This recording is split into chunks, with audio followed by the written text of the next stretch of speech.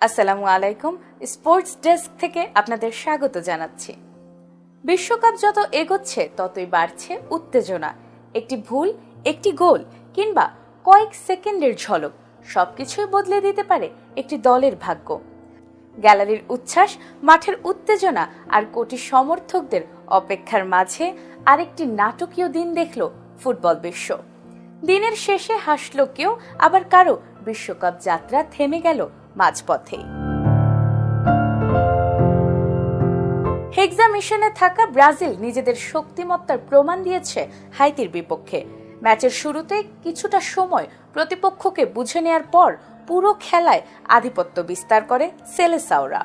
বল দখল, আক্রমণ আর গতি সবকিছুতেই ছিল ব্রাজিলের নিয়ন্ত্রণ। 23 মিনিটে ম্যাথিউস কুনহার গোলে এগিয়ে যায় ব্রাজিল। এরপর 36 মিনিটে নিজের দ্বিতীয় গোল করে ব্যবধান আরও বাড়ান তিনি। প্রথমার্ধে যোগ করার সময় ভিনিসিয়াস জুনিয়রের গোল ব্রাজিলের আধিপত্যকে আরো স্পষ্ট করে তোলে। দ্বিতীয়ার্ধে হাইদি সাহসী ফুটবল খেললেও ব্রাজিলের দেয়াল ভাঙতে পারেনি, বরং অ্যালিসন বেকারের দুর্দান্ত সেভে গোলের স্বপ্ন ভেঙে যায় তাদের। শেষ পর্যন্ত 3-0 গোলের জয় নিয়ে মাঠ ছাড়ে ব্রাজিল, আর সেই সঙ্গে বিশ্বকাপের মঞ্চে শেষ হয়ে যায় হাইতির যাত্রা।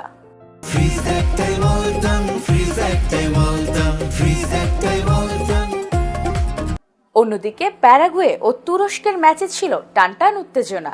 খেলা শুরুর মাত্র 65 সেকেন্ডেই গালার্জার গোল স্তব্ধ করে দেয় তুরস্ককে।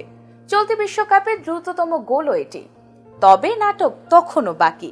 প্রথমার্ধের শেষ দিকে লাল কার্ড দেখে মাঠ ছাড়েন প্যারাগুয়ের মিগুয়েল অ্যালমিরন। পুরো দ্বিতীয়ার্ধ 10 জন নিয়ে খেলতে হয় দলটিকে। সংখ্যায় এগিয়ে থেকেও সুযোগ কাজে লাগাতে পারেনি তুরস্ক। বারবার আক্রমণ করেও সমতায় ফিরতে ব্যর্থ হয় তারা। শেষ বাঁশি বাজার সঙ্গে সঙ্গে উল্লাসে ফেটে পড়ে প্যারাগুয়ের সমর্থকরা, আর হতাশায় ডুবে যায় তুরস্ক। অবশেষে টানা 2 ম্যাচে পয়েন্ট শূন্য থেকে বিশ্বকাপকে বিদায় জানাতে হয় তাদের।